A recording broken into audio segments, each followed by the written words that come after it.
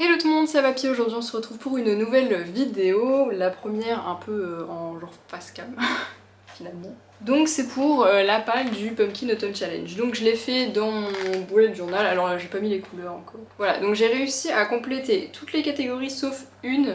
Je vous dirai laquelle plus tard. Mais c'est normal que, enfin pour moi c'était normal que j'arriverai pas à la compléter. Après peut-être que ça pourra changer en cours de challenge. Mais bon du coup je le dirai peut-être dans un vlog ou autre. Je me fais éblouir par mon carnet.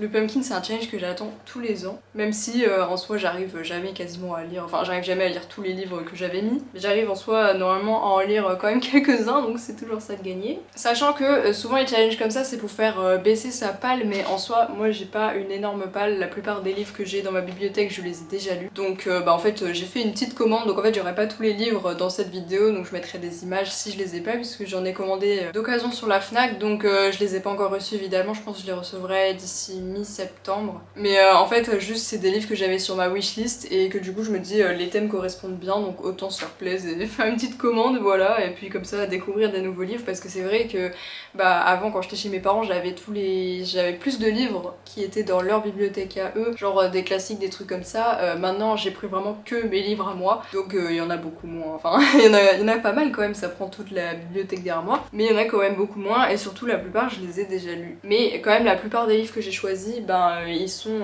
dans mes bibliothèques normalement. Donc pour ceux d'ailleurs qui savent pas en quoi consiste le Pumpkin Autumn Challenge, c'est un challenge littéraire qui consiste à normalement vider sa palle comme je le disais tout à l'heure, et lire des bouquins par rapport à des mots-clés et des catégories et des menus, et en fait il y a plusieurs manières de valider le menu, je vous mettrai le lien dans la description puisque c'est un challenge de Gimose, et ça se déroule jusqu'à fin novembre pour moi, parce qu'après c'est le Cold Winter Challenge et ça enchaîne sur l'hiver, voilà.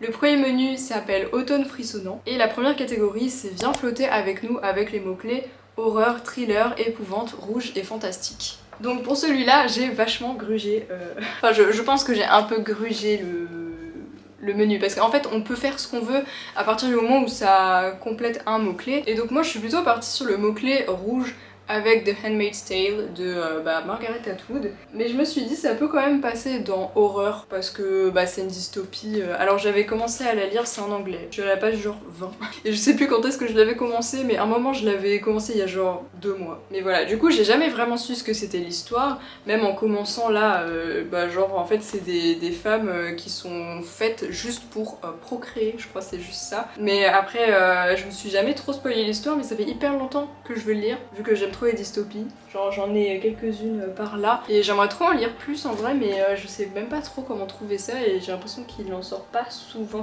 mais voilà. Du coup celui-là c'est une des plus connues, je crois qu'il y a même une série, donc quand je l'aurai lu je pense que je vais me faire la série. Ensuite la seconde catégorie c'est l'enfer des backrooms, avec pour mots-clés dimension parallèle, cryptique, labyrinthe, légendes urbaines, mystère et internet. Alors ça aussi franchement j'ai un peu grugé on va dire. J'ai pris 0.4 de Mike A. Lancaster. Alors celui-là, ça fait une éternité qu'il est dans ma bibliothèque, et j'étais trop contente en plus quand je l'avais trouvé d'occasion et tout. Le résumé, c'est quand ils se sont réveillés, leurs amis, leurs parents, leurs voisins, tout le monde avait changé, tout le monde sauf eux quatre. Et du coup je me dis ça peut correspondre en vrai dans le mot-clé mystère, et puis même la couverture est grave spéciale et tout, et je sais pas, je me dis que ça peut rentrer dans cette catégorie, même si c'est un peu tiré par les cheveux, mais en vrai, on peut faire un peu ce qu'on veut avec ça, quoi. Et la dernière catégorie de ce menu, c'est Perfectly Splendid, avec comme mots-clés fantôme, famille, manoir, possession, gothique et drame. Et donc pour ça, j'ai pris un livre que j'ai eu il y a pas très longtemps et que je veux trop lire, c'est La chasseuse et l'alchimiste de Alison Saft. Et celui-là, je l'ai mis, alors pareil, moi j'aime bien gruger parce qu'en fait j'ai pas beaucoup de livres, donc pour faire entrer des livres dans les catégories, c'est plus compliqué on va dire. Mais là je l'ai pris par rapport au mot-clé fantôme, parce qu'en gros c'est un événement qui a lieu, genre c'est une chasse, et il y a Margaret qui veut participer à cette chasse, mais pour ça elle doit trouver un alchimiste en partenaire, et elle va en trouver un justement, ils vont faire équipe avec un alchimiste qui est pas totalement un alchimiste d'après le résumé. Et en fait apparemment cette fille elle habite dans une maison qui est remplie de fantômes et tout, et j'ai tellement envie de le lire qu'il fallait trop que j'arrive à le caler dans une catégorie. On passe au deuxième menu qui s'appelle Automne, douceur de vivre, avec la première catégorie qui s'appelle Something Wicked This Way Come, et les mots clés c'est Halloween, octobre, automne, fête foraine, enfance et cauchemar. Alors là c'est un livre que j'ai pas, mais je me suis dit il faut trop que j'ai un Stephen King parce que je l'avais pas mis dans horreur. C'était la première catégorie, c'était horreur, thriller, épouvante. J'avais pas mis de Stephen King et du coup je me suis dit c'est pas possible, je peux pas passer toute la saison de l'automne sans lire un Stephen King. Et je sais pas, il y en avait aucun qui me tentait particulièrement, enfin surtout j'ai pas trouvé qu'il rentrait dans les catégories. Et il y a pas si longtemps j'avais fait une vidéo où je vous donnais mon avis sur Stephen King, je vous la mets là. J'avais eu pas mal de commentaires sous cette vidéo, de conseils de personnes qui me recommandaient des romans de cet auteur, et notamment Joyland. Voilà, donc je sais pas exactement de quoi ça parle, mais je sais que ça se passe dans une fête foraine et que apparemment c'est flippant, il y a des clowns et voilà. J'en sais pas plus, mais on me l'a recommandé donc je me dis pourquoi pas, et du coup je l'ai commandé mais je l'ai pas encore reçu.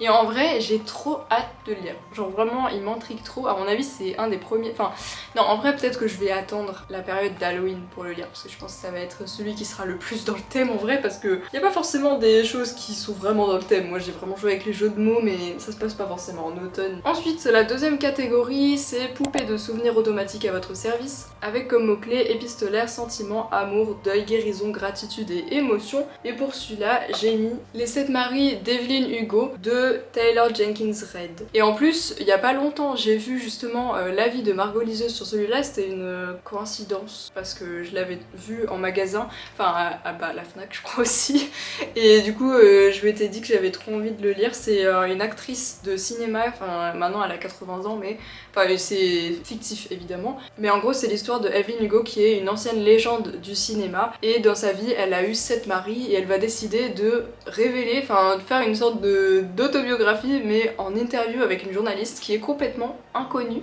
au bataillon, et elle va décider de lui raconter toute sa vie, voilà, et notamment en lui faisant des confidences sur tous les maris qu'elle a eu dans sa vie. Et il y a écrit dessus, enfin je l'ai enlevé mais que c'était un succès TikTok ou je sais pas quoi, enfin bref, que c'était phénomène TikTok, voilà. En cours d'adaptation par Netflix, ça en vrai ça peut être bien. Ouais, ça m'intriguait vachement, et vu l'avis qu'elle donnait dans la vidéo, en vrai je me dis j'ai bien fait de le prendre, et celui-là j'ai trop hâte. Bon en même temps j'ai un peu hâte de lire tous les bouquins qu'il y a dans cette vidéo, mais vraiment là, celui-là, je vais me le faire dans les premiers à mon avis. La troisième catégorie de ce menu c'est La Dame Chouette des îles bouillantes. Et les mots-clés sorcière, magie, malédiction, école, parcours initiatique, amitié. Donc pour ça, j'ai pris... Alors j'ai joué sur le mot sorcière, parce que je me suis dit quand même, faut que je lise un truc avec des sorcières, donc en vrai j'avais le choix, j'en avais un autre. Voilà. Je crois pas que j'en avais plus que ça, mais j'en avais au moins un autre. Mais au final, j'ai pris Salem de Sandra Trinam. Je l'avais acheté à la Japan Expo, et ouais, il m'avait fait envie, mais je sais pas du tout de quoi ça parle, mais moi j'aime bien tout ce qui est sorcière de Salem, etc. Donc, apparemment, il y a deux temporalités, puisqu'il y a un gars qui s'appelle Max, et il a l'impression d'avoir comme des réminiscences des années, enfin du XVIIe siècle, avec les sorcières de Salem et tout. Et donc du coup, il se sent uni à un procès vieux de plusieurs siècles, voilà. Bon, après franchement j'avais bien aimé la couverture, et en plus je me suis dit c'est un truc avec des sorcières, donc en vrai ça peut être bien. C'est un pavé, mais en vrai ça va, je pense que ça va être sympa, mais celui-là c'est celui qui me hype le moins, parce qu'en vrai je sais pas trop de quoi ça parle, mais je me dis ça peut être cool et même intéressant en vrai. Et après en fait la dernière catégorie de ce menu, je l'ai pas remplie, c'est la loi fondamentale de l'échange équivalent. Et en fait il y a pas vraiment de mots-clés, mais en gros ça doit être un livre, un jeu vidéo ou un film qu'on partage avec quelqu'un. Voilà, donc en vrai ça pourrait être un film que je regarderais sûrement avec mon copain, mais du coup je sais pas lequel. Et d'ailleurs quelque chose que j'ai oublié de préciser avec ce challenge, c'est que c'est un challenge littéraire, mais en fait pas que, parce que on peut aussi faire ce qu'elle appelle des piles à mood, en mode on essaye de mettre des trucs dans les catégories mais qui sont pas des livres, ça peut être des jeux vidéo ou des films ou même ce que vous voulez, en vrai de la musique. Mais dans cette vidéo je fais vraiment que les livres, et peut-être que je ferai aussi une vidéo sur les films que j'aimerais voir, notamment les films d'horreur. En vrai il y a plein de films que j'aimerais voir, et genre c'est la meilleure période pour moi pour regarder des films, en plus ces films d'horreur. J'aimerais trop faire un truc où je regarde tous les jours un film d'horreur, ou alors vraiment le thème Halloween et tout. Mais du 1er au 31 octobre, j'aimerais trop faire un truc comme ça, mais je sais pas si j'aurai le temps. Voilà. Donc on passe au troisième menu, Automne des bois et au-delà. Et la première catégorie c'est pomme alors, c'est le goût de la tarte aux amandes. Alors à chaque fois les titres ont des références, mais je vous laisse aller voir sa vidéo parce qu'elle explique tout. Et les mots-clés c'est animaux, mémoire, guide, aide, gourmandise et intergénérationnel, sachant qu'à chaque fois, parfois j'ai pas mis tous les mots-clés parce que j'avais plus de place. Et donc pour celui-là, j'ai choisi Mémoire de la forêt de Michael Brun-Arnaud. Alors franchement, c'est difficile d'être passé à côté de ce bouquin. C'est juste que moi en général j'attends les sorties poche, et je crois pas qu'il y ait une sortie poche et tout. Du coup là je l'ai commandé aussi. Et ce livre, on l'a vu mais partout. Et en fait le tome 3 va bientôt sortir.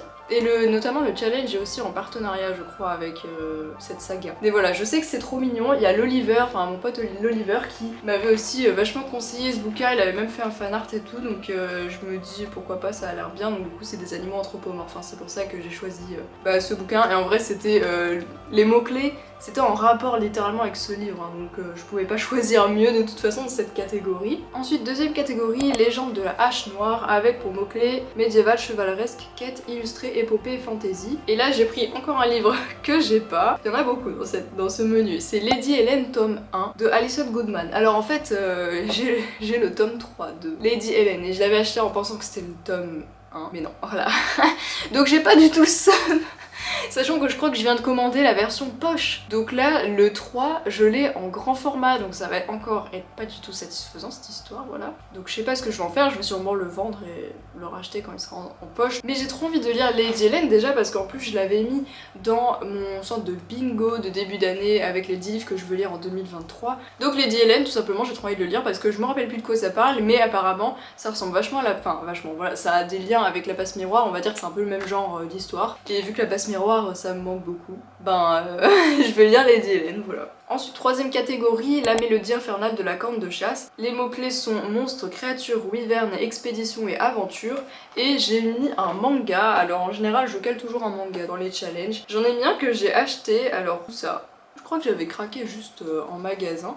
Voilà, c'est Kennen. Et je connaissais pas du tout, et je sais même pas s'il y a plus que le tome 1 qui est sorti, si en vrai je pense. Voilà, donc il y a un petit loup absolument trop mignon, et c'est une histoire qui parle de sacrifice, de chasseur de démons, qui est c'est un chien, voilà, le chasseur de démons en fait c'est une sorte de chien qui a des pouvoirs, donc ça va être un peu un truc sûrement avec des yokai et tout. Enfin moi j'aime bien les mangas quand ça parle, comme Inuyasha. Inuyasha c'est trop bien parce que c'est full yokai, vraiment il y a des yokai de partout. Donc les yokai c'est les petits esprits japonais, enfin les créatures, comment dire ça, c'est des sortes de, parfois des dieux, enfin voilà.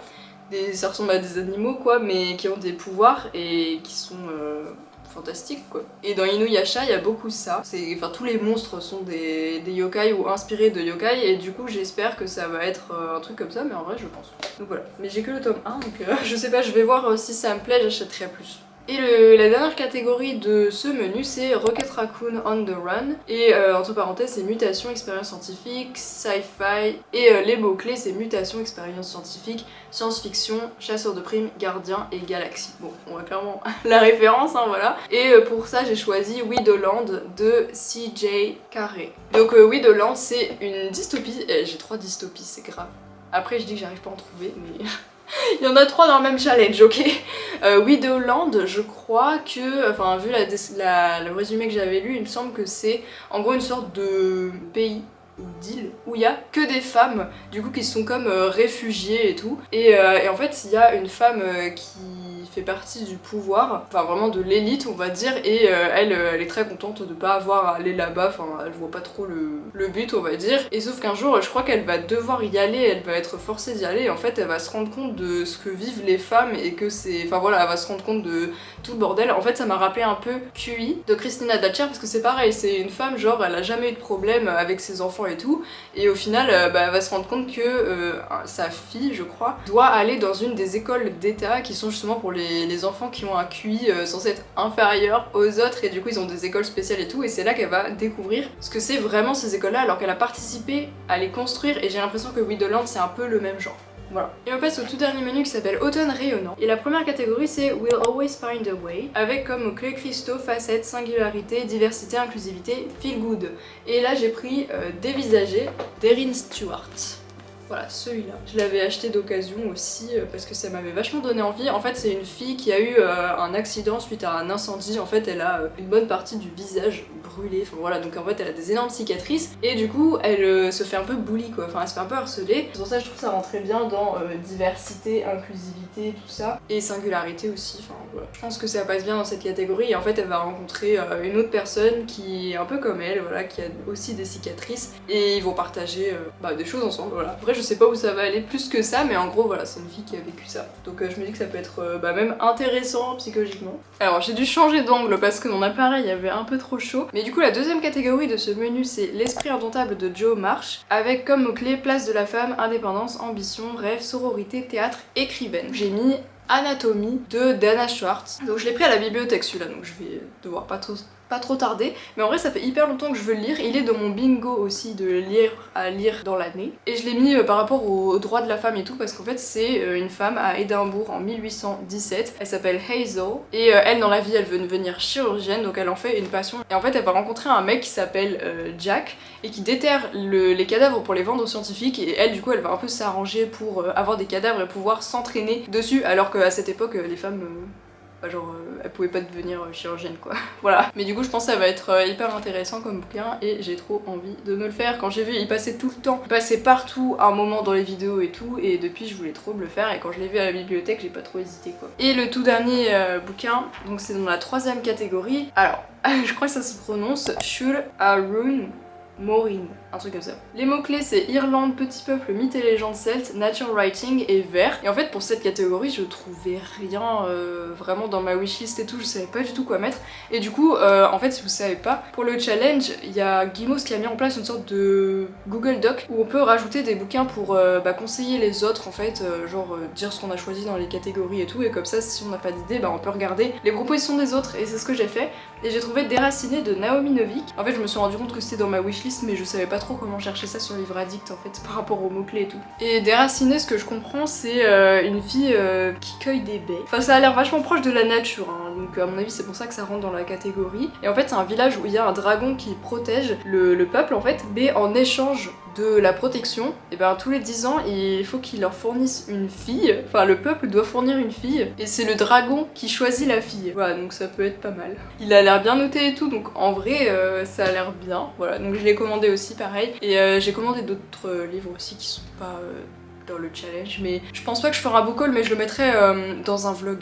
Voilà tout ce que j'ai prévu de lire. Alors moi je mets toujours un seul livre par catégorie, mais je sais qu'il y a des gens qui mettent plusieurs livres par catégorie. Déjà là ça fait pas mal, ça en fait 14 je crois, 14 livres à lire, alors 13 parce qu'il y a une catégorie où j'ai rien mis. Mais je crois que ça fait 13 livres, en vrai ça va pour 3 mois, c'est censé être possible parce que en moyenne je lis environ 4 livres par mois. Mais le truc c'est que à chaque fois soit j'achète d'autres livres ou j'en trouve d'autres, enfin voilà, et au final je me mets à lire des livres qui sont pas du tout dans le challenge, et en vrai c'est pas grave, hein. Juste le plaisir de faire des listes en fait, c'est déjà très satisfaisant. Après on la respecte ou on la respecte pas, c'est pas grave, le tout c'est pas de se forcer à lire un livre qu'on n'a pas envie. Donc voilà, c'est tout pour cette vidéo. J'espère qu'elle vous a plu. Dites-moi dans les commentaires si vous avez aussi fait une vidéo pour dire votre pal du Pumpkin Autumn Challenge si vous participez. Voilà, ça m'intéresse de voir vos vidéos aussi. N'oubliez pas de vous abonner à la chaîne, de laisser un petit pouce bleu, et puis de me suivre aussi sur les réseaux sociaux, même si c'est pas forcément booktube.